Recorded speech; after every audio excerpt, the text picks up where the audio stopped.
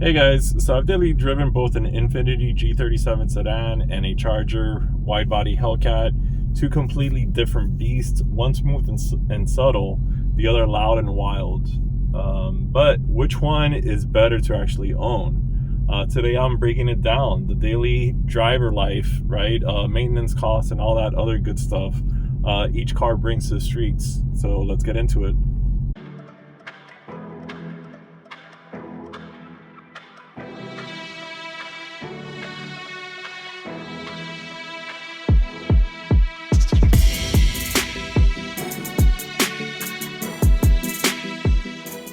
So welcome back to the channel. It is almost the end of May. It is the end of May. June is upon us. It is a wet, rainy, soggy day here in North Carolina. It is about 59 degrees, which is wild. And as you can see outside my window, there's some rain and stuff going on. In Florida, I believe the high is about 88 down in Miami, so completely different than what it is up here, nice and sunny. So without further ado, if you're new to the channel, please consider subscribing. If you like this video, please give it a thumbs up. I would appreciate it.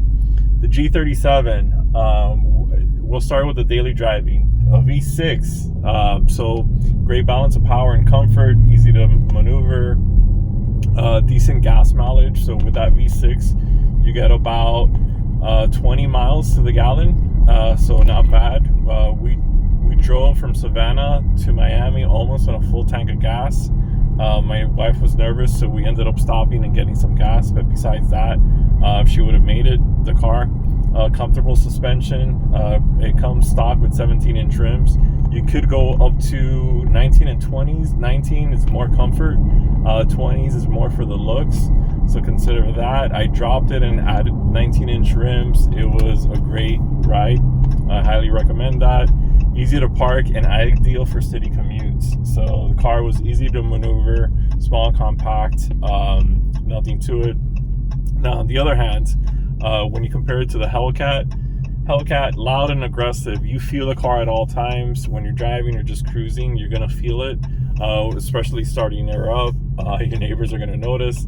Gas mileage is terrible, so no one buys a Hellcat for the gas mileage, averaging about 12 to 13 miles to the gallon. Heavier steering, the wide body, you have to know the dimensions of your car, so it is a bigger car than the G37 sedan. Insane power, especially in the rain. Now here in the rain, not gonna floor it at all, even at high speeds. Even with dry pavement and no rain, if you floor it going 60-70 miles per hour, the back tires will get loose, so you have to be aware of that.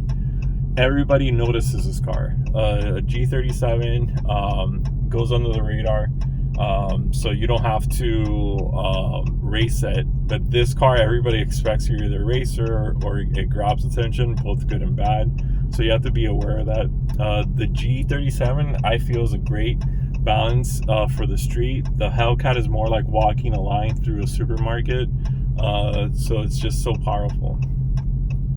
Next up is reliability. So the VQ engine, super reliable, tried and true. So those cars you could boost and they'll take well to boost. The transmission maybe is the weak link in it, so you got to be aware of that. Other than that, maybe some oil consumption, some stuff like that. But you know, the biggest thing with the G's were that they were just outdated and they made them for so long. So similar to the Charger, quite honestly, but specifically to the G, it just felt dated. But the VQ engine, super reliable. Maintenance and costs are relatively low, so parts are easy to get, replacement parts, that is. So not a lot of issues there. It is DIY friendly, I feel. So you have space to work in the engine bay and throughout the car. So I know I modded my car. I had made videos on it. There's a ton of videos on how to modify that car. So the Hellcat, surprisingly reliable for the amount of horsepower that it makes. Again, 700 plus horsepower. Engine super reliable. Transmission is reliable as well. So if you don't beat on it and you take care of it, she'll take care of you. Cost of the parts are way higher, so specifically the tires and the brakes, anything that you have to do in relation to those tires, you're gonna wear them out. I had to switch out my tires, my Pirellis, back at 11,000 miles, so close to 12,000. The back were completely gone. They were getting to the point where they were just completely bald, so be aware of that. Oil changes, so you're going with a full synthetic, so I think it's 0W20. So those, even just the oil itself, if you buy it, Pennzoil Mobil 1, you're gonna pay $50 for the oil and the filter.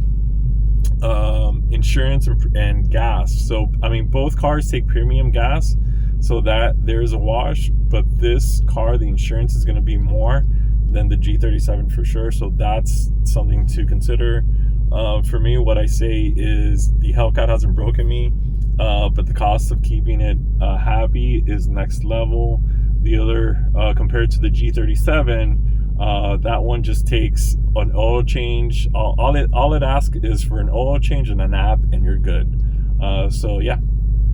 So what does it cost to own these two cars? So for the G37 and gas, again, maybe $30 to $40 a week on gas. I would fill up my tank, maybe $60, $70 full tank, and that'll last about a week and a half to 2 weeks. On the Hellcat, on the other hand, you're spending that, but on a weekly basis. If you're lucky, you'll get through the week. So you might spend, you might have to fill up every 5 days. Insurance for the G37, it's moderate, nothing crazy. On the Hellcat, you're going to pay more, even if you're older, have a clean record. Remember, it's not just your driving style. If you fully cover that car, for instance, against theft, these cars are more sought after by thieves. So there's more vandalism costs and stuff like that. So the insurance companies know that, and they're going to charge you for it.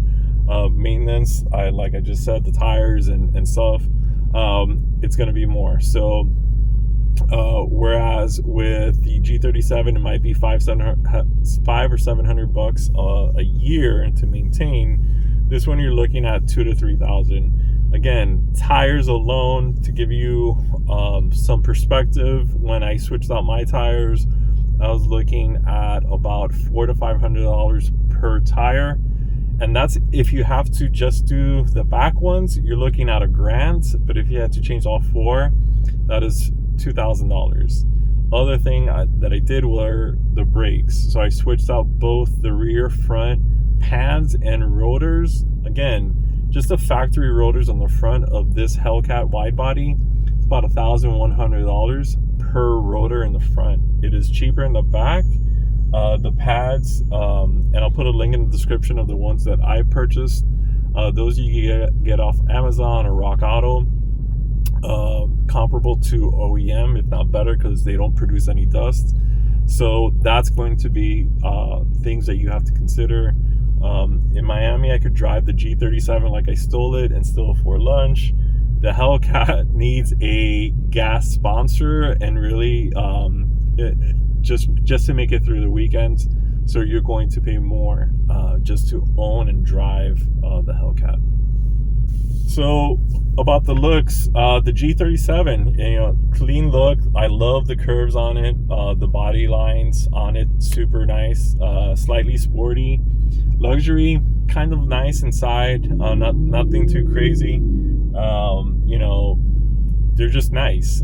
Cops mostly leave you alone. It's a G37, so long as you don't do anything crazy, no issues. Car meets, you do get ragged on a little bit at car meets because it's another, Nissan, Infiniti, so they get ragged on. They talk about credit scores and stuff like that. Hellcat, same thing though. So people rag on it because it's like, oh, you're ghetto, or why do you like a Charger, Hellcat, or Challenger? People do notice the car, so it doesn't matter if they're into cars or not. So I know my mother-in-law notices the car, and she likes it, but by the same token, she feels like I'm always racing and stuff like that. So everybody's gonna assume you're either racing. Doesn't matter if you know the person or if you don't. So you have to be aware that this car, wherever you take it, gets noticed. So if you want to be under the radar, the Hellcat is not it. It gets recorded at stoplights, you get compliments, get thumbs up at gas stations.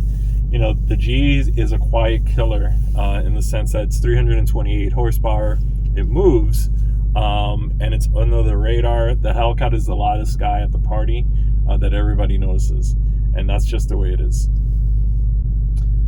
So which car is better for you? If you want smooth styling, solid performance, then you could go with the G37. If you want raw power, flashy car, statement car, then obviously the Hellcat all day, every day.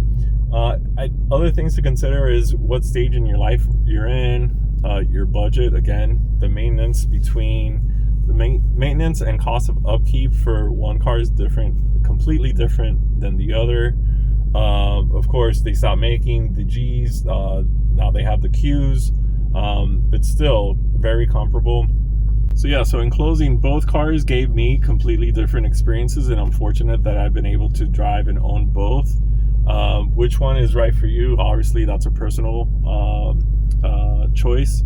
So let me know in the comments which one you're leaning towards, if you're considering getting a Hellcat or a G37, or is it between the two? In the comments below. If you like this video, please give it a thumbs up and consider subscribing to the channel. Thanks guys, peace out.